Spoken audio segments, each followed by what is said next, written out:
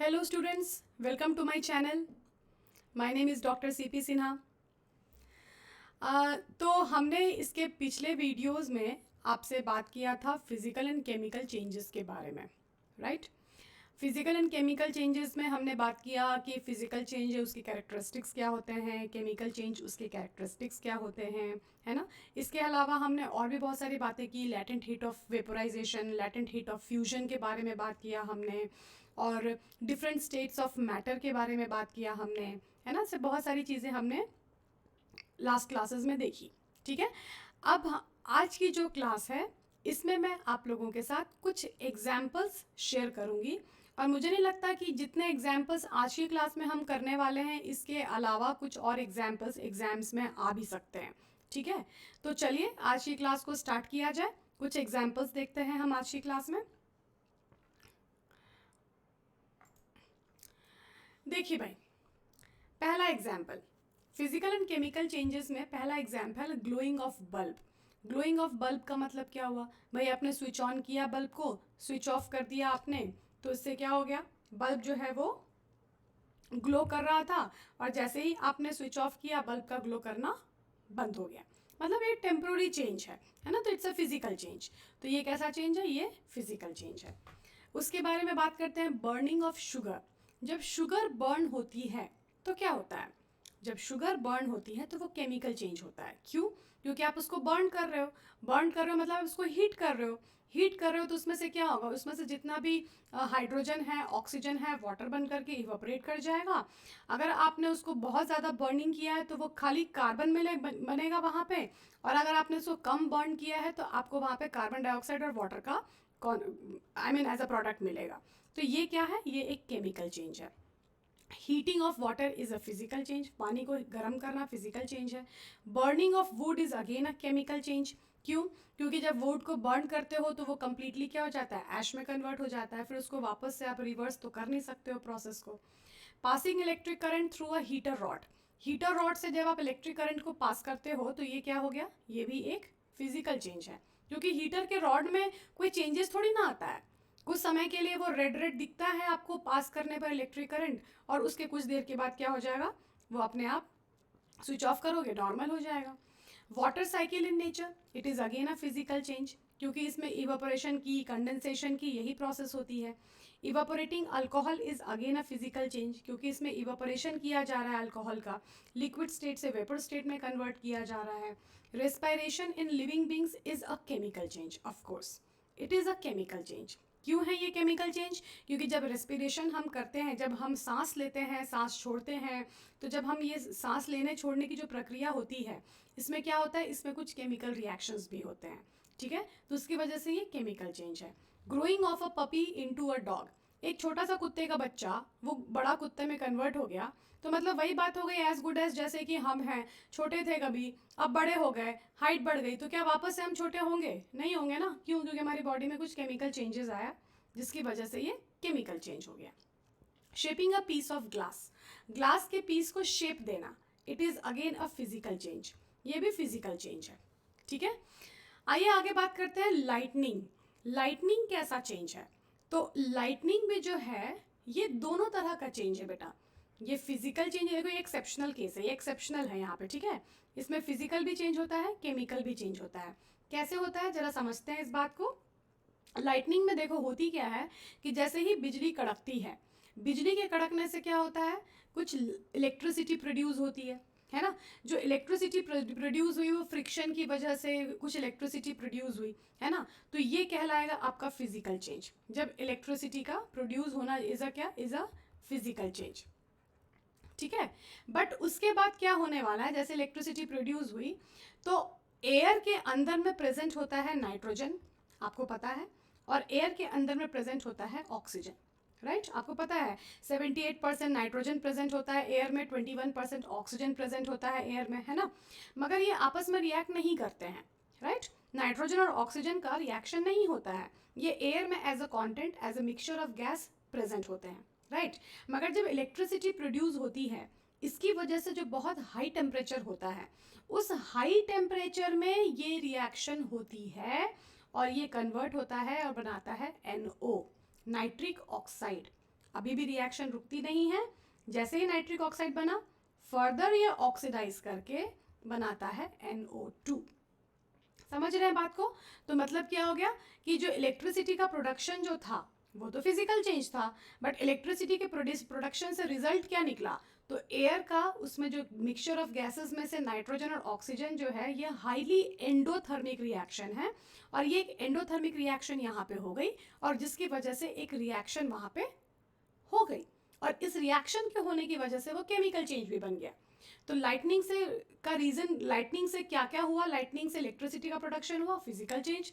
Lightning से nitrogen और oxygen का रिएक्शन हो गया, दैट्स अ केमिकल चेंज। तो ये दोनों तरह का है चेंज, ठीक है।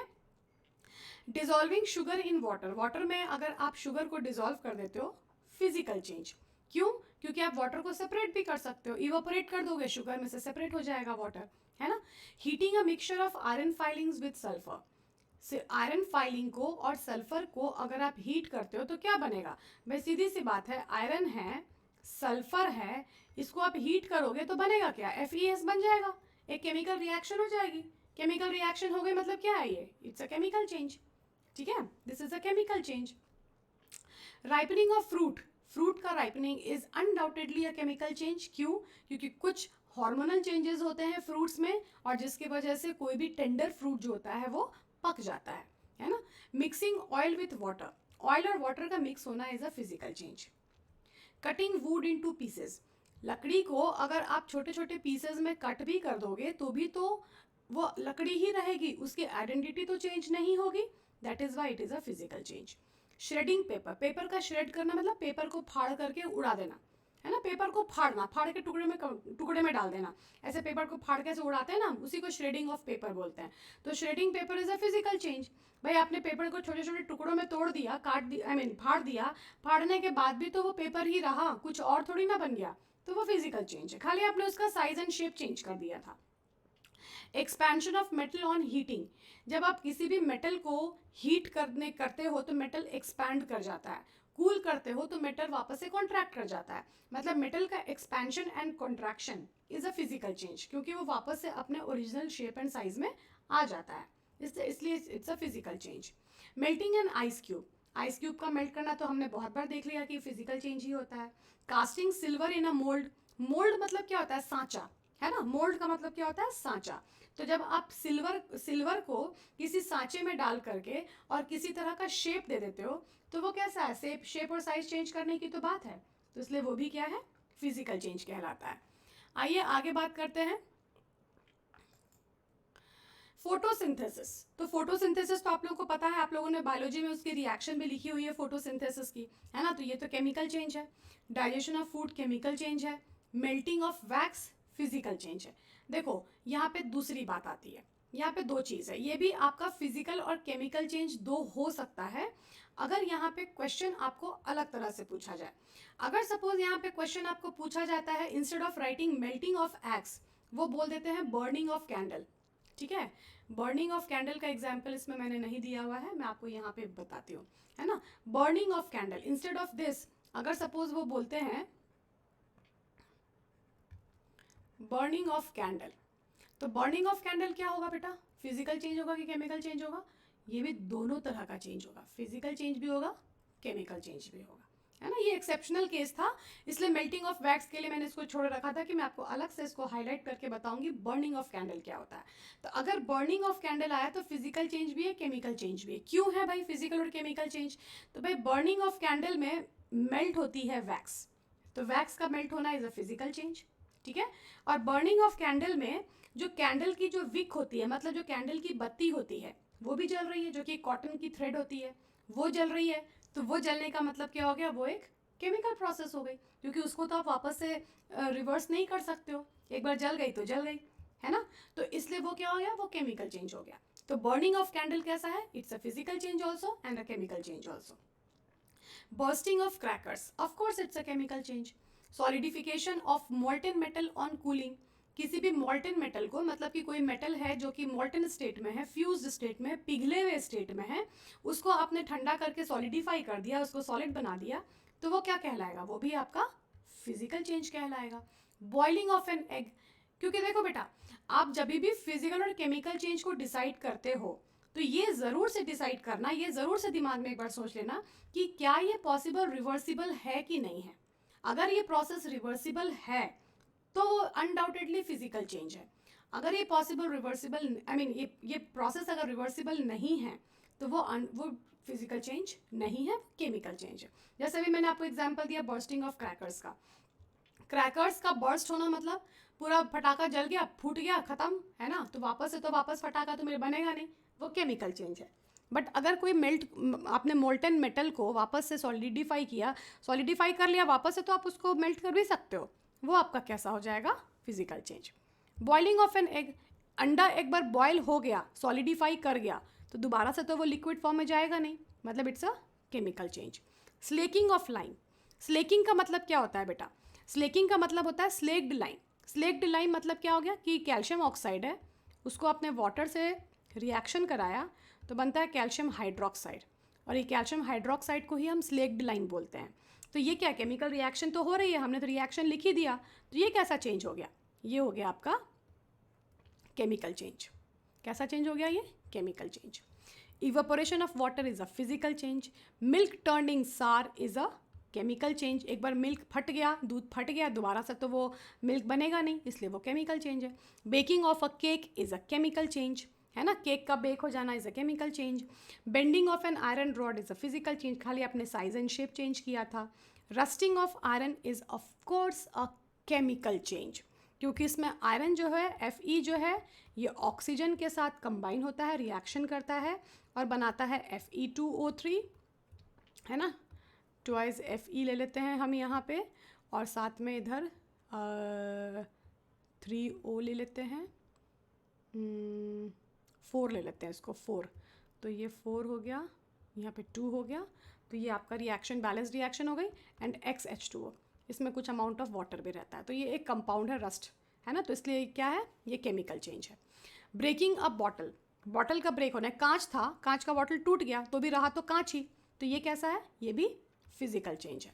सब्लिमेशन की प्रोसेस तो आप लोगों को पता ही है कि ये फिजिकल प्रोसेस होती है, तो physical change. DK of matter मतलब किसी भी मैटर का सड़ जाना, किसी भी चीज़ का सड़ जाना, डीके करना मतलब सड़ जाना, डिकम्पोज हो जाना, वो कैसा है, वो केमिकल चेंज है। Metabolism of food in the body, it's a chemical process. Greying of hair, बालों का पक जाना, it's a chemical process. Combustion of methane, methane का कंबशन, मीथेन जो है अगर कंबशन करता है मतलब ऑक्सीजन के साथ उसकी रिएक्शन होती है तो बनता क्या है, CO2 बनता है और वाटर बनता है। रिएक्शन को मैं बैलेंस नहीं कर रही हूँ, बैलेंसिंग ऑफ रिएक्शन की मैं अलग से क्लास ले लूँगी, ठीक है, जस्ट मैं आपको बता रही हूँ कि इससे केमिकल रिएक्शन हो रही है तो it is again a chemical change. Freezing of ice is a physical change and burning of coal is again a chemical change.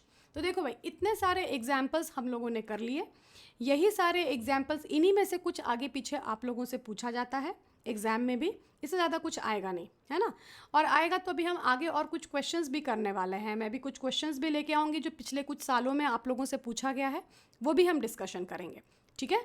तो चलिए, आई होप ये वाली वीडियो आप लोगों के लिए हेल्पफुल होगी, अच्छी प्रैक्टिस आप कर सकते हैं इससे, है ना, और ये सारे के सारे जो एग्जाम्पल्स हैं मैं आप लोगों के लिए डिस्क्रिप्शन बॉक्स में भी डाल देती हूँ, ताकि आप लोग इसको एक बार फिर से देखिए और खुद से डिसाइड करके खुद से सॉल्व करने की कोशिश कीजिए, ताकि आप लोगों को कॉन्फिडेंस आ जाए कि इतने सारे एग्जाम्पल्स हम फिजिकल एंड केमिकल चेंज के सॉल्व अब कर सकते हैं। अगर एग्जाम में आया तो ये गलत नहीं होगा, ठीक है।